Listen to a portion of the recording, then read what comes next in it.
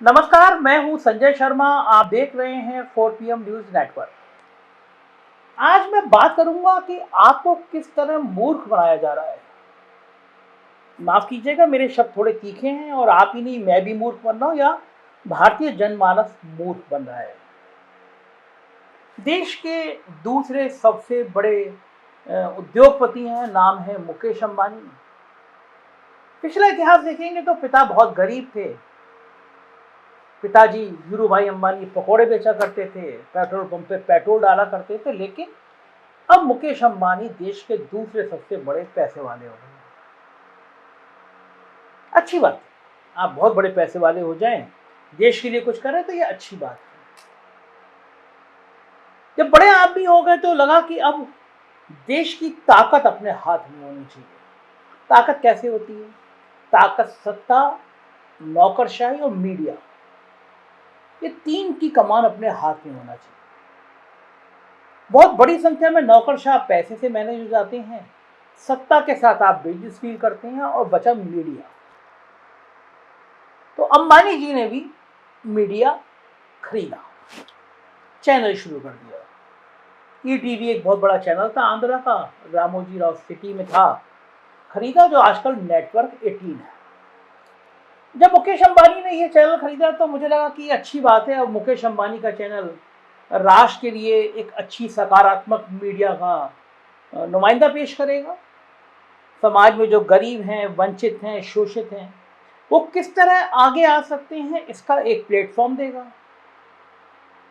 देश की 80% आबादी जो बेहद गरीब है, उसका एक एक्शन प्लान देगा। चैनल के माध्यम से समझाएगा कि आप क्या काम करें जो देश तरक्की करे। लेकिन मुकेश अंबानी ने जो रास्ता चुना वो बहुत खतरनाक था। उनके चैनल दिन रात देश में हिंदू और मुसलमान के बीच तनाव पैदा करने में जुट गए। आप जो YouTube पे डालते हैं या टीवी पे देखते हैं, जो लाइनें लिख के आती हैं चार, उसको थंबनेल बोलते हैं। मेरे साइड में आप देख रहे होंगे ये थंबनेल ऐसे होते हैं कि किसी भी समुदाय के लोगों को देखकर गुस्सा आ जाए, और ये बहुसंख्यक समाज को भड़काने के लिए थंबनेल बनाए जाते हैं।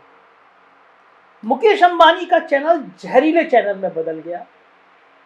वहां पे कुछ टीका लगाए पंडित जी, कुछ दाढ़ी वाले मौलाना प्रायोजित तरीके से बुलाए जाने लगे। चैनल में बैठ के एक दूसरे के मजहब के खिलाफ गाली गलौज करने लगे, एक दूसरे के धर्म को बुरा भला करने लगे और खास तौर से मुसलमानों को टारगेट करने लगे। चैनल का मकसद बन गया कि किसी भी तरह देश में एक हिंसक वातावरण तैयार करो, जिससे बहुसंख्यक समाज को लगे कि अल्पसंख्यक उन पर कब्जा कर देंगे। ये बहुत खतरनाक साजिश थी, और यही साजिश जो मुकेश अंबानी के चैनल कर रहे हैं, यही पाकिस्तान की खुफिया एजेंसी ISI करती है। आप थोड़ी देर को बैठ के सोचिएगा, ISI का सबसे बड़ा लक्ष्य क्या है? ISI का, पाकिस्तान की खुफिया एजेंसी का सबसे बड़ा लक्ष्य है कि देश में, भारत में हिंदू और मुसलमानों के बीच फसाद पैदा होता रहे, दोनों के बीच तनाव होता रहे, झगड़े होते रहे, दंगे होते रहे, जिससे ये दो कम्युनिटी आपस में एकजुट ना हो पाए। जब इनके बीच तनाव होगा, जब इनके बीच फसाद होगा, दंगे होंगे, तो देश का माहौल खराब होगा, आर्थिक स्थिति से देश कमजोर होगा। तो राजनीति में कुछ लोगों को फायदा मिल जाएगा, और जिनको फायदा मिल जाएगा, मुकेश अंबानी उनके दोस्त। यहां तक कि सब बात आप जानते हैं कि किस तरह अंबानी के चैनल इस देश में, इस समाज में जहर होके दो लोगों के बीच झगड़ा कराने में जुटे हुए। लेकिन अब मैं आपको दूसरी बात बताता हूं, आप चौंक जाएंगे। जिन मुसलमानों को लेकर अंबानी के चैनल दिन भर नफरत परोसते रहते हैं, आपके दिमाग को कुंद करते रहते हैं, आपके दिमाग को कूड़ा घर में तब्दील करे रहते हैं, उन्हीं मुसलमानों का प्रिय देश दुबई में मुकेश अंबानी ने पॉम जमेरा नाम के पॉश इलाके में एक बहुत बड़ा विला खरीदा है। छोटा मोटा नहीं, दुबई हाउसिंग कमेटी के मुताबिक इस विला का दाम लगभग 1,500 करोड़ रुपया है। चौंक गए ना? 1,500 करोड़ रुपए का विला खरीदा है। इस समय में जब भारत में पूरी दुनिया के सबसे ज्यादा गरीब निवास करते हैं, अमीरी और गरीबी में इतना फर्क है कि देखकर आप चौंक जाएंगे। देश के 10% लोगों के पास भारत की लगभग 77% संपत्ति है। अरबपतियों की संपत्ति संपूर्ण भारत की जीडीपी से ज्यादा है। दुनिया भर में असमानता पर साक्ष्यआधारित शोध करने वाली फ्रांस की कंपनी, जो कंपनी है उसके द्वारा तैयार की गई इस रिपोर्ट में कहा गया है कि भारत में काफी गरीबी और असमानता है, जबकि यहाँ का एक बड़ा वर्ग अकूत संपत्ति का मालिक है। ऐसी अकूत संपत्ति के मालिक मुकेश अंबानी हैं, जिनके खाते में पिछले साल भी दुबई में एक विला खरीदने का रिकॉर्ड बना था, जिसकी कीमत 600 करोड़ रुपए थी। ये विला उनके बेटे अनंत के लिए खरीदा गया था। जिस देश में एक पिता अपनी बेटी के लिए एक खिलौने वाली गुड़िया नहीं ले सकता, उसी देश के दंपति अपनी आतिशबाजी, बंगले, महंगी गाड़ियां खरीदते जा रहे हैं, जहां उन गरीब के बच्चे के पास पहनने को सादी चप्पल तक नहीं है।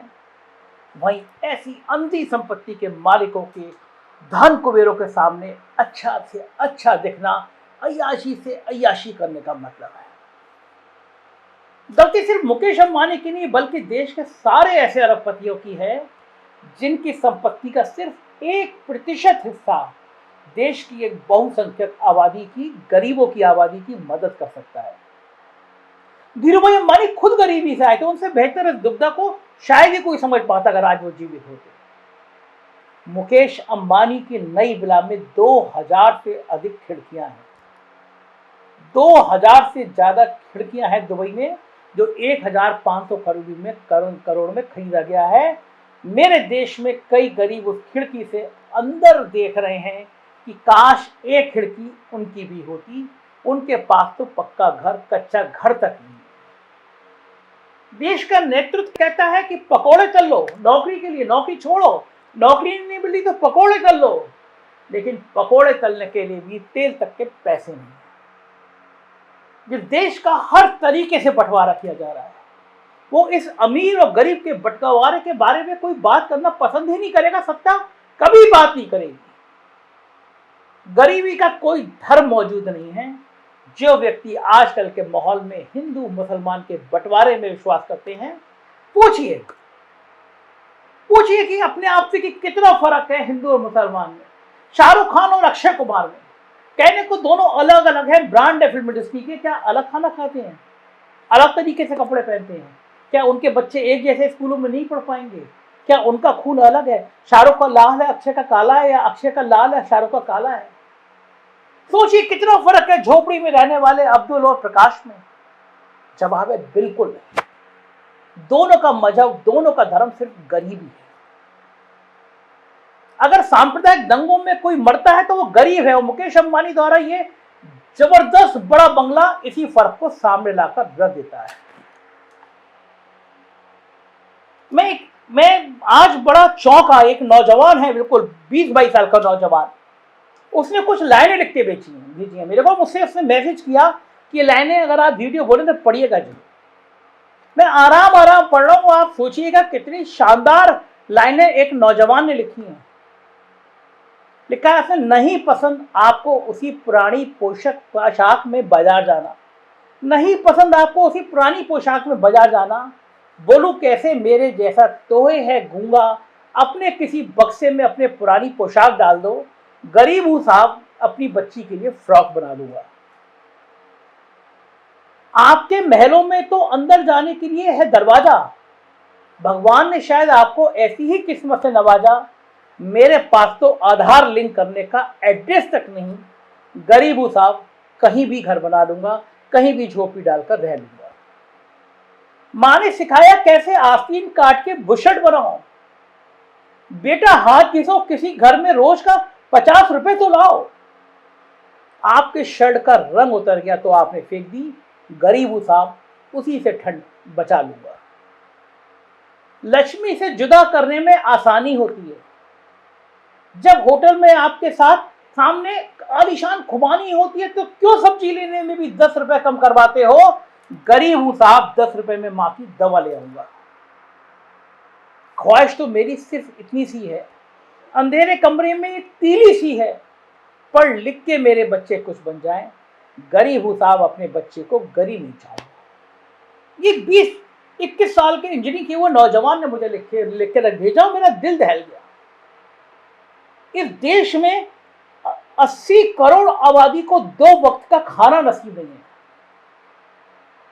तो फ्री का राशन मिल पा रहा है तो वो खाना खा पा रहे हैं।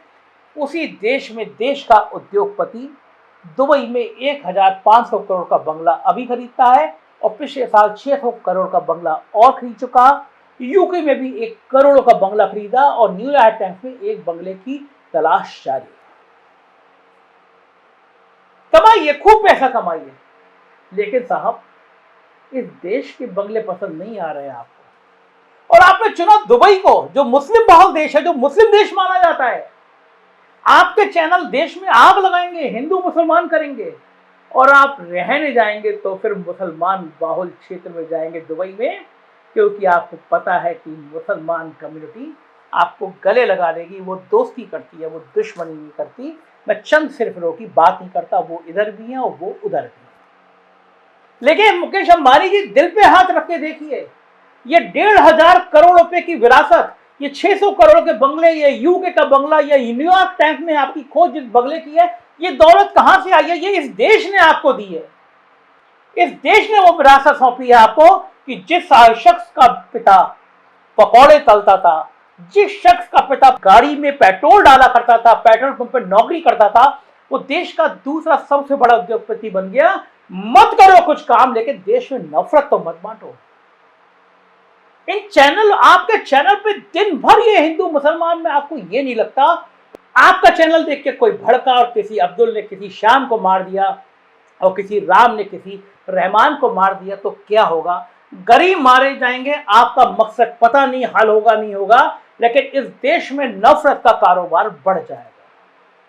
अगर आपको इस देश ने इतना दिया है, अगर आपको इस देश ने इतनी विरासत दी है, तो आपका तन मन धन लगना चाहिए था कि देश में गंगा जमनी से तहजीब को मजबूत करिए, इस देश में भाईचारे को बढ़ाइए, इस देश की साझी विरासत को मजबूत करिए। कहिए हिंदू मुसलमान सिख ईसाई, आपने तो इतिहास भी नहीं पढ़ा, आप इस देश को पहचान ही नहीं पा रहे। शकील बदायूनी जैसा शायर, मुसलमान शायर, लिख रहा है मन तरपत हरि दर्शन को आज। 5 वक्त का नमाजी मोहम्मद रफी तन्मय होकर भगवान के भजन गाता है। और एक किस्सा मैं मुकेश अंबानी जी आपको और सुनाना चाहता हूं। मीना कुमारी शादी होके अमरोहा आई। अमरोहा में आई तो उनका एक सौतेला बेटा था। पति बंबई रहते थे, इंडस्ट्री में बिजी थे। मीना कुमारी ने कहा कि बेटे को कुरान शरीफ पढ़ाई जाए। बंगले में लोग मौजूद, कोठी में मौजूद लोगों से कहा कि देखिए अमरोहा में कोई कुरान पढ़ाने वाला व्यक्ति मिल जाए। लोगों ने तलाश की, लौट के आए मीना कुमारी के पास। कहा बहू रानी पूरा अमरोहा तलाशा, अमरोहा में सबसे अच्छा कुरान तो शास्त्री जी पढ़ाते हैं, पंडित जी पढ़ाते हैं। मीना कुमारी चौकी, अगले दिन शास्त्री जी बुलाए गए। शास्त्री जी से मीना कुमारी ने अनुरोध किया, शास्त्री जी मेरे बेटे को कुरान पढ़ा दीजिए। शास्त्री जी ने कहा बहू जैसा आदेश, कल से पढ़ाने आ जाएंगे। मीना कुमारी फिर झिझकी और शर्माते हुए बोली, शास्त्री जी आपकी फीस कितनी होगी? मुकेश अंबानी जी जो लाइन बोल रहा हूं, इस लाइन को मजहब बना लीजिए तो देश और आपकी तकदीर समझ जाएगी। आप मान के चलिए, आप आए, आप भी जाएंगे, मैं हूं, मैं भी जाऊंगा, लेकिन हमारे पीछे हमारी विरासत, हमारा प्यार, हमारा मोहब्बत रह जाएगी।